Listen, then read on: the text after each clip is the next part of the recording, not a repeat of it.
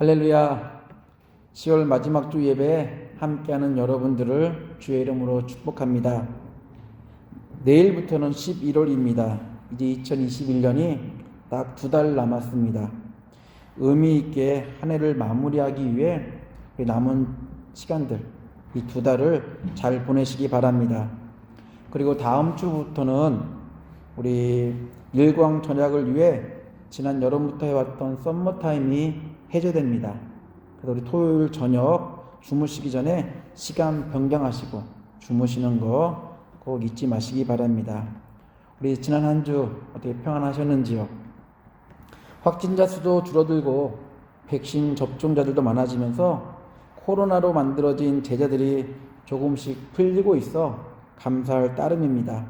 여전히 제한들이 많이 있지만 우리 잊어버린 일상이 빠르게 회복되기를 기대해 보고 있습니다.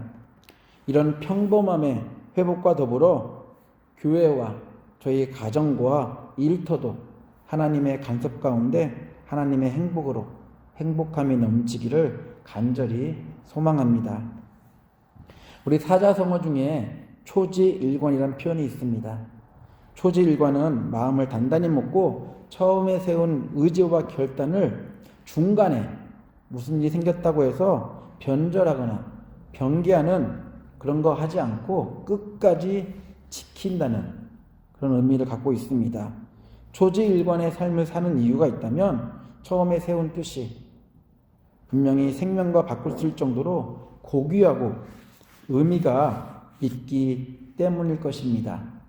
역사 속을 보더라도 생명을 바치면서까지 처음에 세운 뜻을 지킨 사람들의 그 고귀함이 많은 사람들의 귀감이 되어 지금도 입에 오르내리는 인물들을 저희들은 잘 알고 있습니다. 그러나 생각처럼 초지일관의 마음을 가지고 사는 것은 쉽지 않습니다. 끝까지 지켜야 할 처음부터 세운 뜻은 그냥 만들어진 것은 분명히 아닐 것입니다. 누군가에게 은혜를 입었거나 또한 어떠한 사건이나 상황으로부터 감격을 받았기 때문일 것입니다. 그래서 새로운 인생의 이정표가 만들어진 이유가 될 수 있습니다. 새롭게 세워진 이정표로 끝까지 변함없이 가야 하는데 인생이라는 게 그리 순탄하게 강에 물이 흘러가듯이 흘러가지 않다는 건 저희들 너무나 잘 알고 있습니다. 은혜를 베푸는 사람들의 불신이나 만나고 싶지 않은 여러 가지 일들과의 반갑지 않은 조우, 그리고 배신하는 사람들 때문에 이렇게 사는 것이 맞나? 처음에는 이렇게 사는 것이 맞다고 생각하며 그 뜻을 가지고 살아왔는데 그 이후에는 이렇게 사는 것이 맞나라며 처음에 받은 은혜와 새로운 이정표에 대한 물음표를 갖게 되고 이제는 처음에 품었던 뜻과는 다른 모습으로 살아가는 그런 일들이 참 많이 있습니다. 사람들 중에는 배신할 것을 계획하고 관계를 맺는 사람들 물론 있겠지만 다 그런 것은 아닐 것입니다. 그럼에도 자신의 의지와는 상관없이 맞닥뜨린 부정적인 환경에서 헤어나오지 못하고 처음의 뜻과는 다른 인생을 사는 경우들이 대다수입니다. 이러한 이유 때문에 인간관계 속에서 초지일관을 유지하는 것은 말처럼 쉽지 않습니다. 불신을 주려고 하는 게 아니었을지라도 언제든지 의도와는 달리 치명적인 실수를 할 수 있는 아주 연약한 인생들이 바로 저희들이기 때문입니다. 저희들은 믿지 못하고 신뢰하지 못할 사람들과의 관계에서가 아니라 하나님의 은혜, 절대로 변치 않는 한 번 지킨 약속은 끝까지 지키시는 하나님의 은혜로 말미암아 새로운 인생의 이정표를 향해 새롭게 시작하는 사람들이 되었습니다. 저희들의 새로운 이정표에는 하나님의 은혜가 빠질 수 없습니다. 하나님의 은혜는 처음에 맛만 보고 끝내고 그냥 마는 것이 아닙니다. 하나님의 은혜는 지속적인 진행형입니다. 육체라는 연약함을 가지고 있기 때문에 저희들은 하나님의 은혜 없이 초지일관한 이 신앙생활을 할 수 없습니다. 계속해서 부어주시는 하나님의 은혜가 있기에 어떠한 경험을 하더라도 무슨 문제를 만나더라도 저희들은 가야 할 그 길을 갈 수가 있습니다. 성경은 하나님의 은혜로 사는 그리스도인들에 대해 믿음의 그 경주, 그 신앙의 경주를 하는 사람이라고 말합니다. 그리스도인들은 경주하는 자들처럼 끝나는 결승선을 향해 모든 힘을 다해 달려야 합니다. 믿음의 경주는 세상 가치관처럼 등수를 가리는 평가를 위해서가 아니라 끝까지 하나님이 주신 그 은혜를 가지고 그를 믿음으로 삼아 끝까지 그걸 부여잡고 가는 그 삶이 얼마나 복된 삶인지를 알려주기 위해서 그런 믿음의 경주라고 얘기를 하고 있습니다. 하나님의 은혜가 없다면 저희들은 분명 경기를 마무리할 수 없습니다. 언제든지 경기를 포기하고 싶게 만드는 요소들을 너무나 자주 많이 만나기 때문입니다. 저희들이 호흡하고 사는 동안 계속해서 신앙의 스피드를 유지하며 결승선을 향해 믿음의 경주를 해야 합니다. 성경이 말하는 경주는 자신의 건강을 위해서나 체력을 키우기 위해서가 하는 운동이 아닙니다. 체력 단련용이라면 언제든지 쉴 수 있고 그만둘 수 있습니다. 그러나 믿음의 경주는 그렇지 않습니다. 다른 곳에 시선을 두거나 힘들다고 이 달리기를 포기한다면 결코 결승선에 도착할 수 없습니다.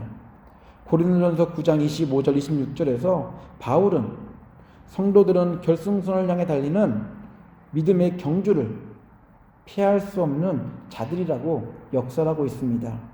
그러므로 나는 목표 없이 달리듯이 달리기를 하는 것이 아닙니다.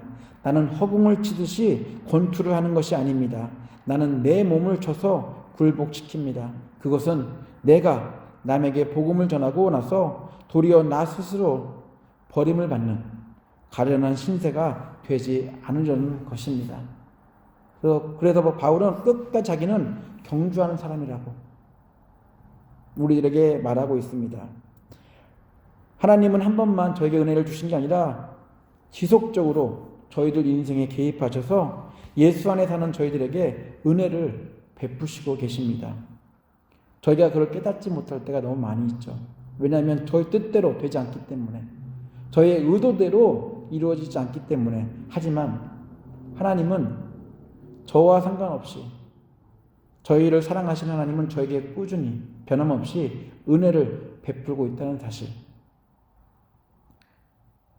세상이 주는 유혹들 때문에 저희들은 때로 믿음의 경주를 포기하고 편안하게 살고 싶은 유혹을 받을 때도 있습니다. 물론 그것들이 편안하고 안락한 삶이 아님을 많이 들어서 알고 있어요. 그럼에도 이 경주가 너무 부담스러운 거죠. 이렇게 사는 것이 너무 힘들다고 생각이 드는 것이죠. 왜냐하면 손해도 감수해야 되죠. 왜냐하면 희생이 필요하죠. 왜냐하면 말씀에 순종하며 사는 삶이 세상 사람들이 볼 때는 어리석어 보이고 바보처럼 보이기 때문에 그럴 것입니다. 분명히 이러한 이유도 있지만 또 다른 큰 이유가 있다면 바로 그것은 우리가 살아가는 이 시간 동안 하나님이 저희와 함께하고 있다는 사실을 믿지 못하는 의심 때문일 것입니다. 진짜 하나님이 나와 함께하고 있는지, 나를 도와주시는지, 그런 것에 대한 의심 때문에 더 이 믿음에 경주하는 것이 어렵고 힘들다고 느껴질 수 있습니다. 오늘 읽은 본문을 보게 되면 특별히 베드로와 예수의 상황 속에서 이 부분에 대해서 잘 설명해 주고 있습니다. 베드로는 예수를 통해 하나님의 능력을 직접 목격했습니다. 분명히 이전에, 오늘 읽은 본문 전에 보면 오병이어를 예수님이 행하셨거든요. 그리고 베드로에게는 예수를 주님으로 믿는, 주인으로 믿는, 인생의 주인으로 믿는 믿음이 있었습니다. 그런데 이런 일 후에, 오병이어를 하신 후에 사람들이 다른 마음을 품었거든요. 예수를 왕으로 세워서 좀 편하게 살고 싶어하는 그런 생각을 품었기 때문에 제자들을 미리 보내시고 본인 혼자 따로 남으셔서 무리들을 다 흩으시고 기도하러 올라가셨다라고 얘기하고 있습니다. 그래서 제자들은 이 배를 타고 예수님 말씀대로 순종해서 배를 타고 바다를 건너 다른 건너편으로 가고 있었습니다. 그런데 이 배가 가는 길이 순탄하지가 않은 거예요. 분명 예수의 말씀을 듣고 이렇게 순종해서 갔는데도 불구하고 바람이 그들을 가만 놔두지 않았습니다. 배에 가는 길을 계속 바람이 막았어요.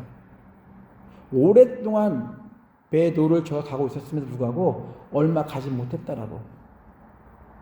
그 배 한가운데서 계속 있었다고 이야기를 하고 있습니다. 그때 예수님이 오셨어요. 물 위를 걸어오셨습니다. 그리고 예수를 보았습니다. 그때 베드로가 이렇게 얘기를 합니다. 나는 당신이 나의 주님이심을 믿습니다. 그렇다면 우리 이 파도를 잔잔하게 하고 바람을 그치게 해서 빨리 가게 해달라고 얘기하는 것이 아니라 이 바다 위에 오라고 하셔서 바다 위에 걸을 수 있도록 해달라고 얘기를 합니다. 왜냐하면 분명히 그게 가능한 하나님의 아들이심을 믿었기 때문에 이렇게 베드로는 예수님께 부탁을 했을 것입니다. 예수를 향한 믿음의 크기와 상관없이 베드로에게 예수에 대한 신뢰가 없었다면 분명히 베드로는 부탁하지 않았을 것입니다. 예수 역시 베드로를 배에서 파도가 있는 바다 위에 불러내지 않았을 것입니다. 베드로는 배를 타고 오는 동안 바람 때문에 고생했기 때문에 그 바닷속으로 들어간다는 것은 엄청난 위험을 감수해야 한다는 것을 분명하게 알고 있었습니다. 또한 어부였잖아요. 그럼에도 예수의 오라는 말씀을 듣고 베드로는 바다 위로 들어갑니다. 높게 파도가 치는 바다 위에 서 있는 것 자체 쉽지 않았을 텐데 예수의 말씀을 듣고 베드로는 바다 위에 자기의 발을 건넵니다. 베드로는 예수의 말만 듣고 바닷속으로 들어갈 때만 해도 예수를 믿고 신뢰하는 믿음이 분명히 어느 정도 있었습니다. 얼마나 큰 믿음이었는지 모르겠지만 베드로는 예수의 말을 신뢰했습니다. 그렇게 바닷속으로 자신을 던질 수 있었습니다. 베드로가 바다 위에 발을 내딛었을 때 바다 위를 걸을 수 있다는 사실에 자기도 신기하며 분명히 놀랐을 것입니다. 그러나 그것도 잠시 베드로는 바다 위에서 바람을 느꼈습니다.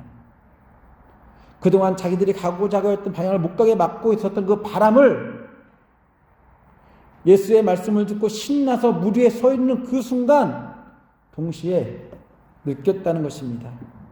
자신의 머리카락이 흔들렸습니다. 옷이 바람에 흔들렸습니다. 그리고 자기 앞으로 다가오는 높은 파도를 보았습니다.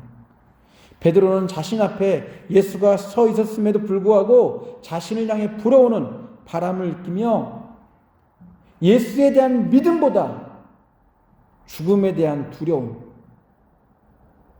또한 무엇보다도 예수님에 대한 신뢰보다 왜 나를 불러서 이렇게 죽게 만들까라는 의심이 생겼습니다. 베드로는 의심과 함께 조금 전까지만 해도 예수처럼 바다 위에 서 있었는데 이제는 그 반대로 바닷속으로, 물속으로 빠져 들어가고 있었습니다. 예수는 물속에서 허우적거리며 살려달라고 외치는 베드로를 잡아 뱃속으로 들여놓고 자신도 배 안으로 들어갔습니다. 원래 다른 성경 버전을 보게 되면 예수님이 그냥 지나쳐 가려고 하셨다고 표현하고 있어요. 먼저 가서 제자들을 맞으려고 했다고 성경을 쓰고 있습니다. 하지만 이 마태복음에서는 예수를 만난 베드로 이야기를 이 이야기에 집어넣으면서 하나님이 우리에게 원하시는 것이 무엇인지를 또 다른 관점으로 저희들에게 설명해 주고 있습니다. 예수가 배에 들어가고 이제는 바다가 바람이 사라지고 잔잔해졌습니다. 예수는 믿음이 있다고 자부했던 베드로에게 꾸짖듯 모든 제자들이 보는 앞에서 말씀하셨습니다. 예수의 꾸짖음은 베드로가 믿음이 없었다는 것이 아니었습니다. 베드로에게 믿음이 없었다면 믿음이 적은 자라는 말씀조차 하지 않았을 것입니다. 왜냐하면 믿음과 상관없다면 믿음이라는 단어가 들어갈 수 없거든요. 하지만 어느 정도의 믿음이 있었기에 베드로를 향해서 믿음이 적은 자라고, 베드로 안에 크든 작든 믿음이 있었기에 믿음이 적은 자라고 부르신 것입니다. 처음에는 분명히 신뢰하며 바닷속에 들어갔을 것입니다. 예수님의 말씀의 능력을 알았기 때문에. 하지만 베드로는 예수의 말씀보다 바람에 그 두려움이 더 컸다는 것.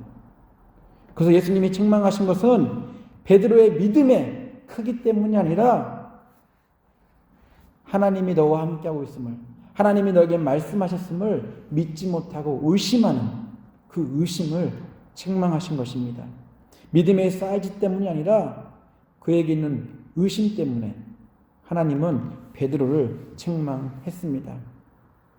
저희들 처음에 은혜를 받을 때만 했어도 너무 좋아했습니다. 근데 그런 삶을 지속하다 보니 많은 장애물들을 만나게 돼요. 예수 믿는다는 이유 때문이라도 많은 장애물들이 있고, 또한 예수의 사람으로 사는 그 자체가 이 세상 속에서는 쉽지 않다는 것, 그것들을 저희들이 참 많이 경험합니다. 예수 믿는다고 해서 모든 것이 순탄하게 바랬는데 그렇지 않은 것들을 저희들은 많이 경험합니다. 그렇기 때문에 우리는 예수 믿음과 동시에 어떻게 보면 나의 문제들이, 나의 그런 일들이 순차적으로 해결되는 그런 것들을 기대하며 상상했을지도 모릅니다. 오늘 본문에서 눈여겨볼 게 있다면 제자들이 예수의 말씀을 듣고 배를 타고 바다에 떠 있을 때 그 당시도 그 바다는 잔잔하지 않았다는 것입니다. 우리가 예수 믿는다고 당장 복받고 모든 것이 우리가 원하는 대로 뚫리는 것이 아니라 분명히 우리가 살고 있는 삶을 무시할 수 없다는 것. 하지만 더 중요한 것은 그런 삶을 살고 있을지라도 하나님이 함께하고 있다는 사실. 그 사실을 우리가 잊지 말아야 할 것입니다. 오늘 보면은 참 중요한 교훈을 주고 있습니다. 베드로가 의심하는 순간 물속에 빠져들어갈 때 그 옆에 예수님께서 지켜보셨고 베드로를 잡아서 배 안으로 들여보낸다는 사실. 하나님과 동행하는 삶 쉽지 않고 어려울지 모르지만 하나님 우리와 함께 하시며 우리를 언제든지 지켜주시고 보호해 주신다는 그런 믿음이 있다면 분명히 이 길이 순탄하지 않고 어렵더라도 복된 길이 될 수 있는 이유가 바로 여기에 있습니다. 초지일관으로 하나님만 바라보고 사는 것, 인생이라는 항해 가운데 매 순간 만나는 바람 때문에 쉽지 않습니다. 분명히 순항일 때도 있지만 그렇지 않을 때도 참 많이 있습니다. 하나님을 믿는다고 말하면서 바람 때문에 베드로처럼 하나님은 다 하실 수 있는 불이 나는 그 믿음이 사라진 채 우리는 의심으로, 그런 의심 가지고 문제 속으로 빠져들 수밖에 없습니다. 저희들에게 은혜를 주시고 믿음으로 살게 하신 그 예수, 그 예수는 당연히 빠져가는 저희들을 너 의심해서 그래 그 상태로 살아라고 놔두지 않으시고 베드로에게 했던 것처럼 바닷속에서 허우적거리는 저희들의 손을 분명히 잡아주실 것입니다. 하나님은 그리고 우리에게 구원을 계속해서 베풀어 주실 것입니다. 하나님이 함께 하시며 하나님은 저희를 도우고 계십니다. 이러니 하나님을 신뢰하지 않을 수 있을까요? 여전히 의심을 유발하는 여러 상황들이 저희 주변에 많이 발생하지만 그럼에도 하나님을 향한 저희들의 믿음은 변하지 말아야 합니다. 하나님의 사랑은 저희를 처음 만나주신 그때나 지금이나 변함없이 동일합니다. 문제는 하나님이 아니라 저희겠죠. 때로 문제 속에서 허우적거려도 하나님은 저희들을 포기하지 않으시고 사랑하시고 분명히 구원해 주실 것입니다. 끝까지 믿음의 경주를 완주하는 하나님을 향한 믿음이 초지일관하는 믿음의 사람들이 되어야 된다는 것을 오늘 본문을 통해서 저희에게 말씀하고 있습니다. 왜 의심하였느냐? 믿음이 있다고 자부했던 베드로, 의심을 통해 한 번에 무너져 버렸다는 사실 우리는 기억해야 할 것입니다. 이 베드로의 모습이 혹시 저희들의 모습이 아닌지 한번 물어볼 필요가 있지 않을까 생각이 듭니다. 믿음 있다고 자부하고 바다에 들어간 지 얼마 되지 않아 물속에서 허우적거리며 살려달라고 외치는 베드로의 모습. 믿음 있다고 자부하면서 만나는 인생의 바람 앞에서 허우적거리는, 그러면 하나님을 의심하는 저희들. 분명 별반 다르지 않아 보입니다. 연약한 인생에 분명 바람을 초월할 수 없습니다. 그렇지만 저희가 믿고 신뢰하는 그 하나님은 이 세상을 만드신 하나님이십니다. 이 세상을 컨트롤할 수 있는 창조주이십니다. 예수가 베드로를 구원해 배에 들어가셨을 때 바람은 멈추었고 예수의 일행을 태운 배는 목적지에 안전하게 도착했습니다. 믿음의 경주, 중간중간 포기하고 싶고 중간중간 하고 싶지 않을 때마다 분명 예수는 저희를 일으켜 세우셔서 경주를 계속할 수 있도록, 왜냐하면 저희들이 가야 될 곳이 있기 때문에. 예수와 함께하는 삶, 바람이 아주 없는 것은 아닌 그런 삶일지 모르지만 그럼에도 바람이 불어도 전혀 두렵지 않은, 왜냐하면 바람을 만드신 하나님과 함께하는 믿음으로 사는 사람들이기 때문에 그렇습니다. 저희들은 예수가 베드로의 믿음이 적고 많음을 뭐라 하신 게 아니라 의심한 것을 가지고 책망하셨다는 것을 분명히 기억해야 할 것입니다. 믿음, 사람마다 다 분량이 달라요. 다 똑같을 수 없습니다. 크고 작고 우리의 눈으로 판단하는 기준으로 하나님은 분명히 판단하지 않으십니다. 더 중요한 것이 있다면 하나님을 믿는 그 믿음이 우리가 얼마나 확고하게 우리 가운데 나를 구원하시고 나에게 생명을 주실 수 있다고 믿는 것인지, 중간중간 어려움을 당해도 의심하지 않고 그 길을 초지일관한 마음으로 그 길을 갈 수 있는지가 우리의 인생을 살면서, 특별히 신앙생활하면서 초점이 되어야 할 것입니다. 분명히 살다 보면 사람들을 의심할 수 있는 시간들은 참 많이 있습니다. 하지만 하나님은 의심할 필요가 없습니다. 예수의 삶을 통해 보여주셨듯이 하나님은 변함없고 언제나 동일하게 저희들에게 은혜를 주시는 분이라는 사실, 오늘 이 말씀을 통해 기억하시기 바랍니다. 어떠한 상황 속에서도 하나님을 의심하지 않는 초지일관으로 끝까지 우리가 가야 할 그 길을 향해서 믿음의 경주를 완주하는, 그리고 하나님을 기쁘시게 하는 성도님들 되시기를 예수 이름으로 축원합니다. 자, 같이 기도합니다.